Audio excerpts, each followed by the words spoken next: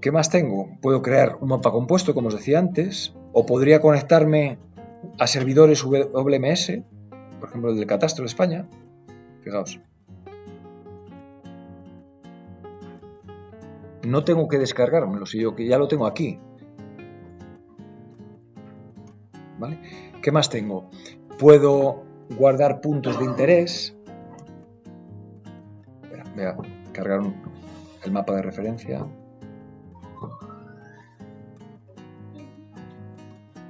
Vale, voy a cargar y me voy a ir aquí. Me voy a ir aquí. Y como el mapa lo tengo girado y me está trastocando un poco, puedo coger y puedo decirle...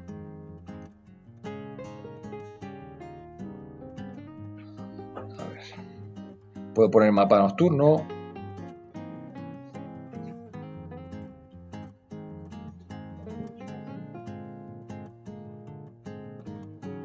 Aquí, cambiar modo según la orientación del mapa. Entonces lo que me hace es, según se lo ha descargado, me lo deja. Puedo decirle, quiero que me guardes un punto de interés que se llame P1. Vale, ahí me lo ha guardado. Quiero otro aquí, P2. Puedo incluso meter información. Podría utilizar los maps para hacer un inventario. Yo qué sé, por ejemplo, inventario de bocas de incendios o revisión de bocas de incendio. Para que no pase como me contaron una vez que levantaron una tapa y lo que había eran las tapas, sin nada dentro. Lo que había dentro era hormigón, ¿vale? Pues tú vas poniendo tus notas, pero además puedes hacer eso tomando una foto.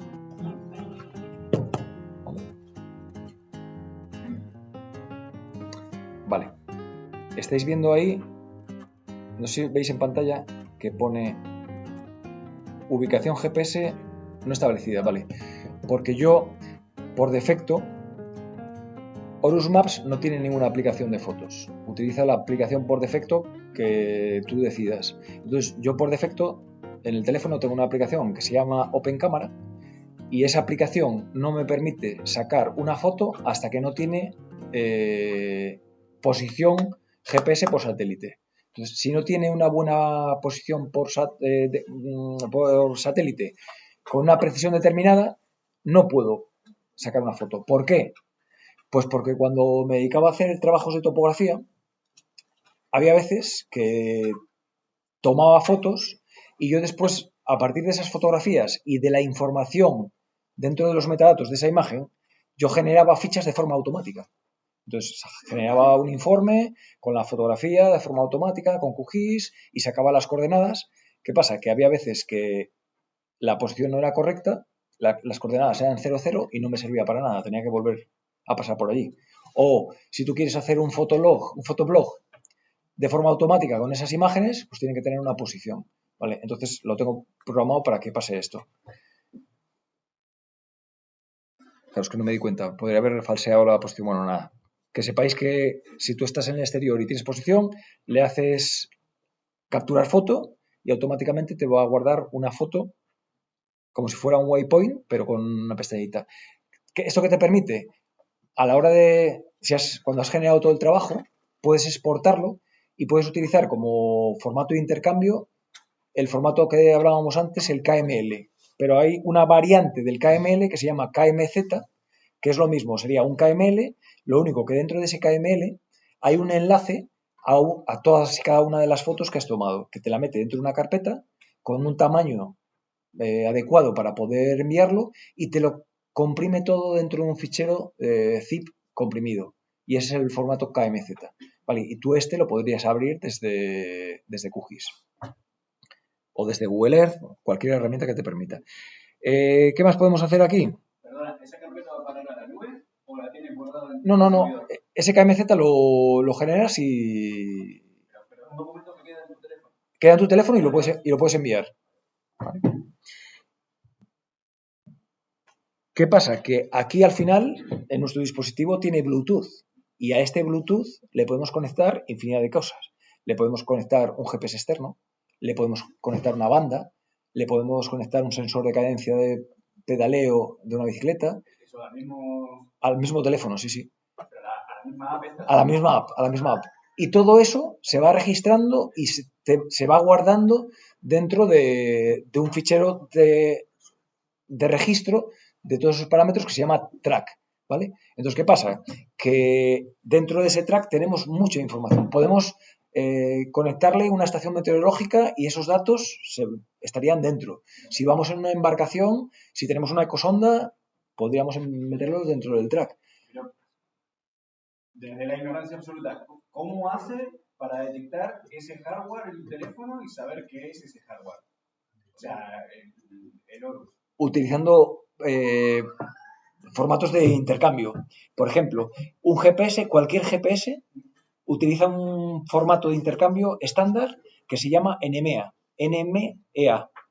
Y ese formato de intercambio, NMEA, te sirve para compartir información de posición, y no solamente de posición, sino posición, dirección, ruta, rumbo, alineación, a través de, pues eso, de cadenas de comandos que se van enviando a través de un puerto serie o a través de un puerto Bluetooth y que el otro es capaz de interpretar por la estandarización.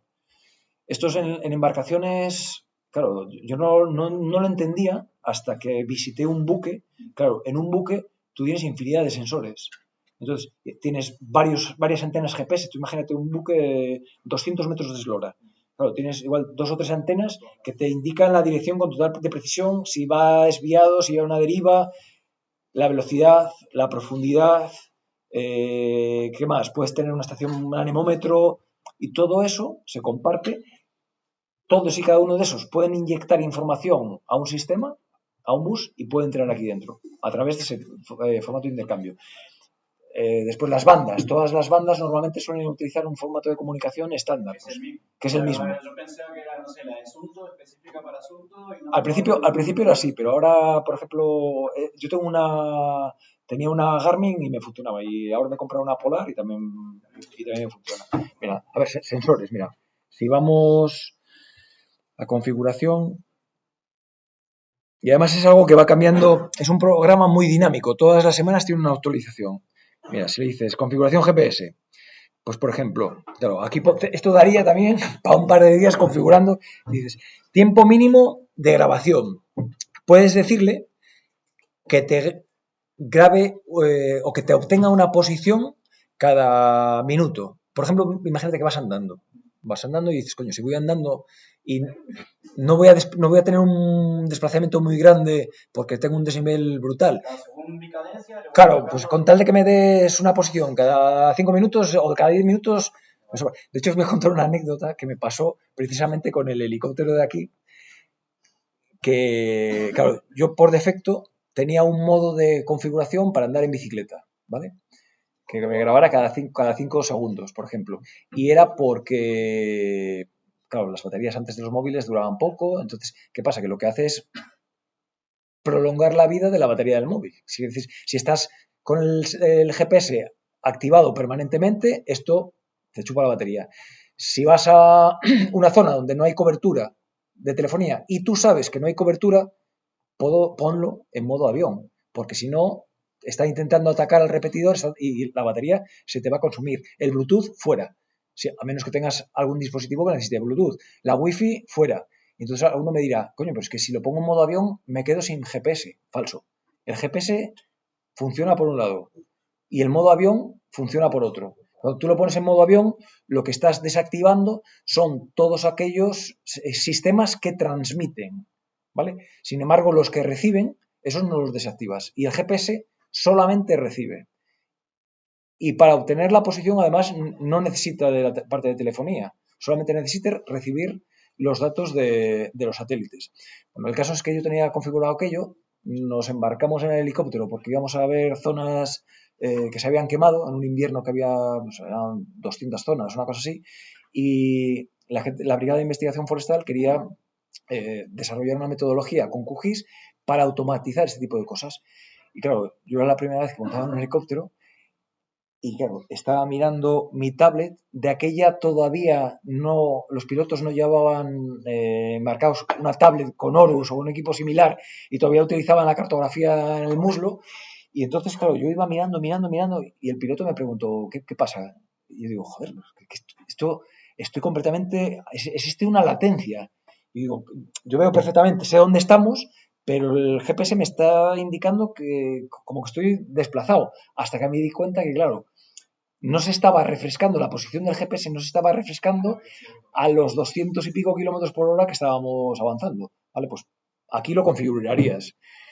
Puedes configurarlo por tiempo o por distancia mínima, que es lógico. Cuando yo me desplace 20, 30, 50 metros del último punto, me das una posición. O GPS mínima precisión.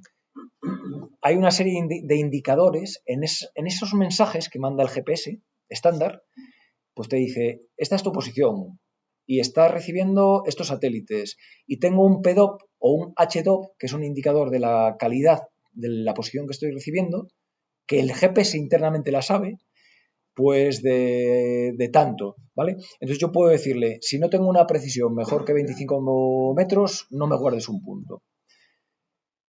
Puedo decirle que active el GPS en cuanto entro en Urus Maps. Puedo, en vez de utilizar la hora del teléfono, utilizar la hora que me aporta el GPS, ¿vale?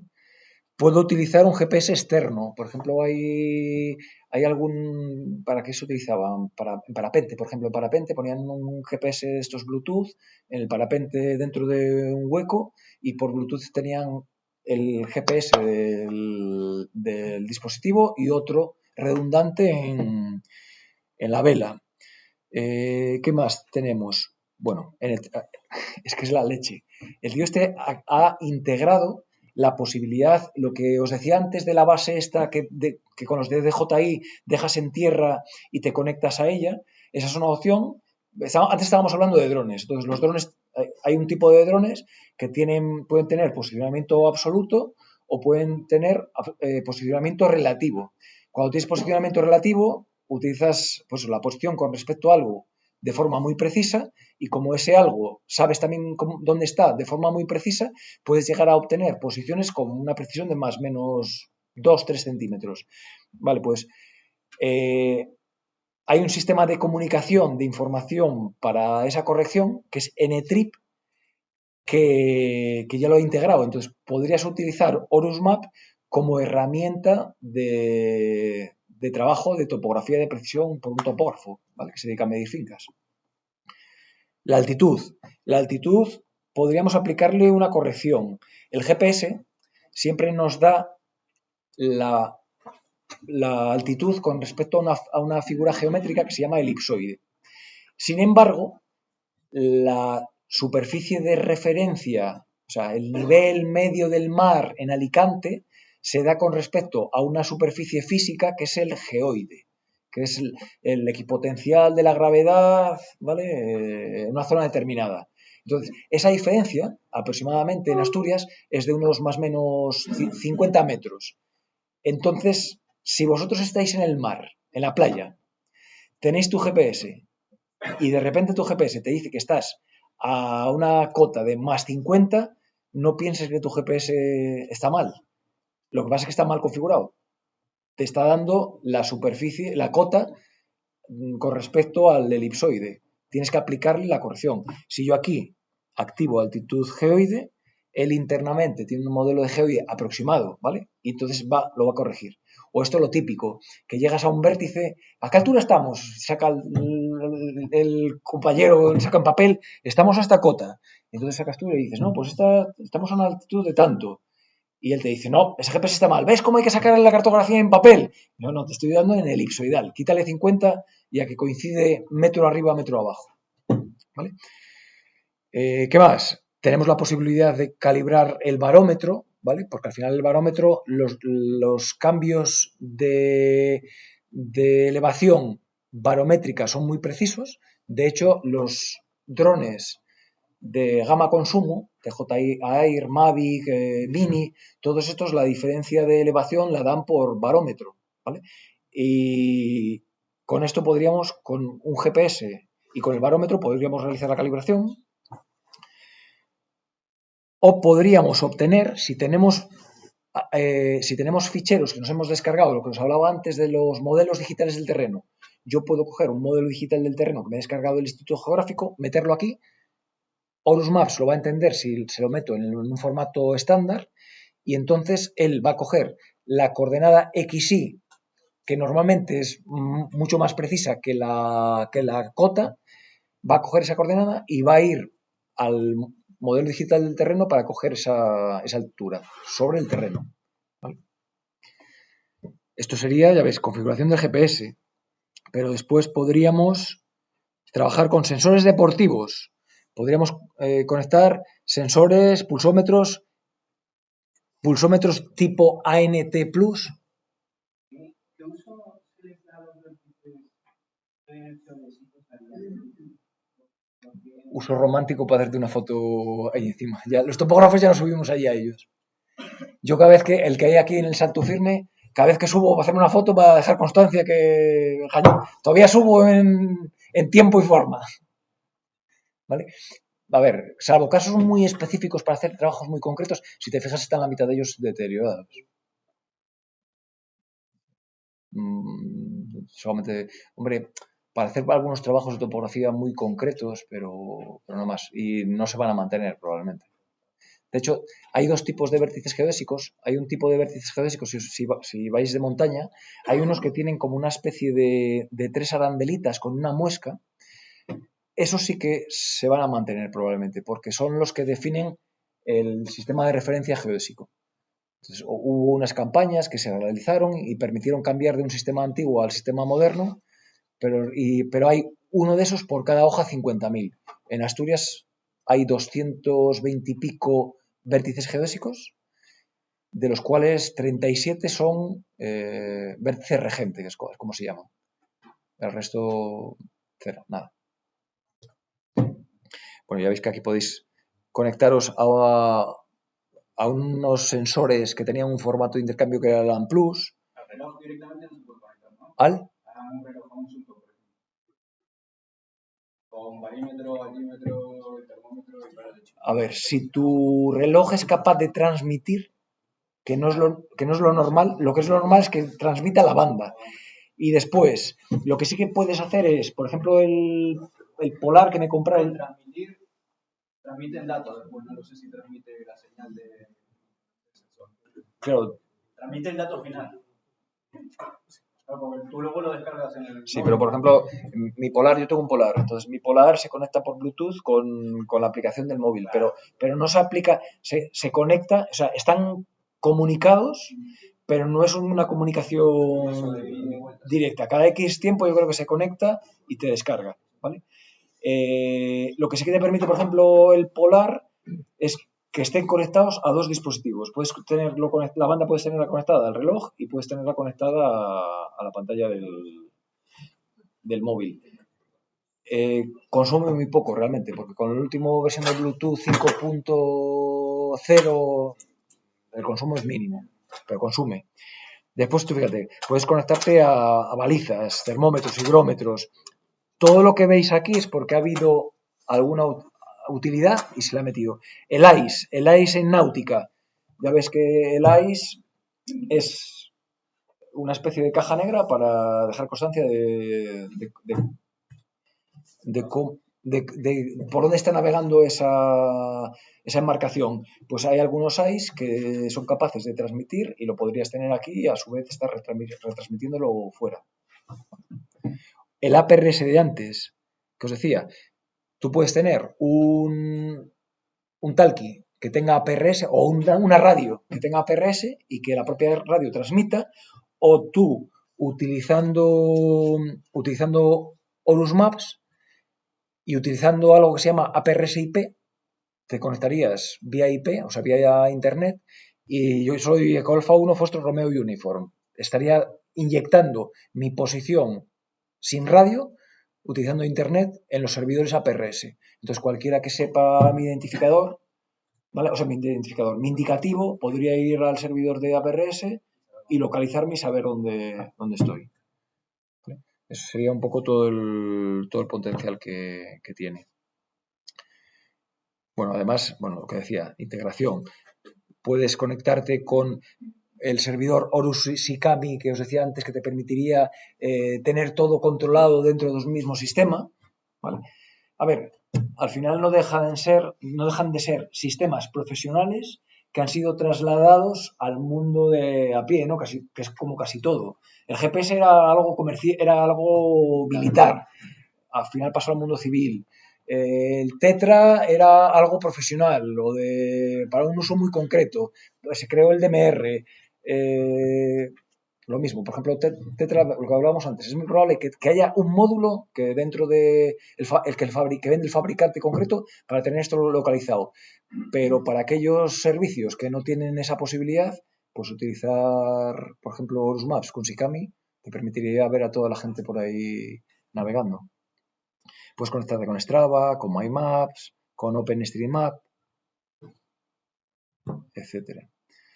Y después, pues, bueno, mensaje SOS. Hay una parte que tiene que es interesante, que tiene integrado el hombre al agua. ¿Sabéis lo que es el hombre al agua, no? Que cuando tú ibas en una embarcación y vas conectado por un umbilical, si tú te caes, desconectas y la embarcación para, ¿vale? Pues ese hombre al agua, en dispositivos de este tipo, como este dispositivo tiene sensores de movimiento, si tú programas y le dices, si el dispositivo, cuando está activado el track, o sea, yo arranco una ruta, se supone que empiezas a andar, él va a guardar el track, que esto es importante, aunque conozcamos la ruta, siempre, en todo momento, activa el track. Tú cuando inicias el track, lo que le puedo tener configurado es, si en 2-3 minutos el dispositivo está estático y no se mueve, lanzas una alarma sonora, ¿vale? Y a los 30 segundos o a lo que sea de esa alarma sonora esté sonando y yo no respondo, automáticamente envías un mensaje, ¿vale? Bien por SMS o bien por mail a los teléfonos de contacto, de tal manera que alguien puede recibirlo. Importante no poner el teléfono de contacto de 112 y tal, porque de repente empezaba a recibir mensajes diciendo, pero ¿esto qué está ocurriendo aquí? No, pones a alguien de tu familia, familiar, amigo, que esté un poco pendiente y le llegue. Problema, si no tienes cobertura no va a llegar. ¿Vale? Preguntar si sirve como ese es el problema.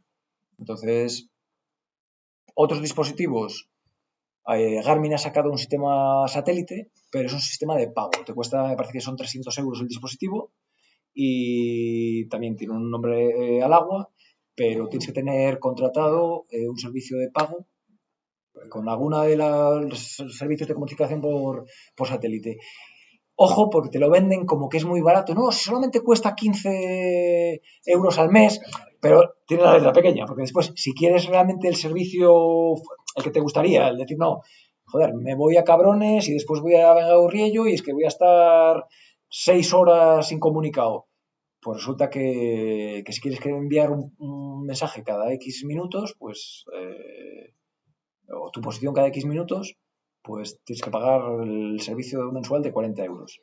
Y ahí es donde entra en juego un poco lo que yo tengo en mente de desarrollo de línea de tesis, que es utilizando redes en malla de comunicación, es decir, que tú seas emisor, pero que sea receptor. Tú recibes y reenvías, ¿vale? Eso, si en una sociedad concienciada en la que todo el mundo tiene un arma, es una especie de arma. Si todo el mundo tiene esa caja negra metida en su mochila, al final tú hoy no lo vas a necesitar, pero estás haciendo de puente para alguien que ha tenido un problema y que lo puede necesitar. Pues esa sería la línea de trabajo. Y poco más, os voy a dejar un tiempo, si queréis, para preguntarme cosas. Ahora que estáis a tiempo, o callad para siempre. ¿El servicio geográfico del ejército desapareció? No, sigue haciendo sus mapas, pero con usos muy concretos para ello. Y además yo creo que ya no es... Bueno, sí, miento.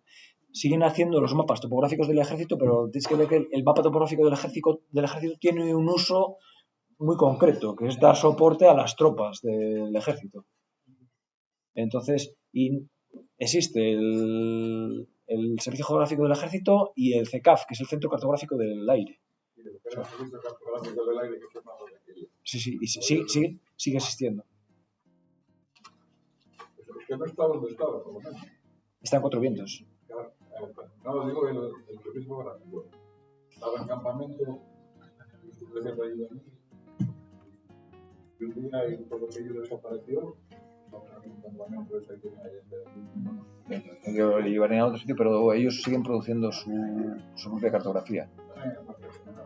Porque además, tú piensas que ellos no solamente producían la cartografía, el mapa topográfico del ejército que conocíamos, sino que toda la cartografía para un despliegue Sarajevo, Afganistán.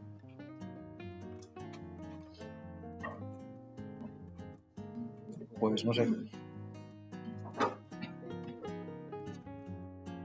Bueno, pues nada, os recomiendo que si tenéis interés en manejar un poco más los maps, os paséis por mi canal y si os gusta, dadle al like.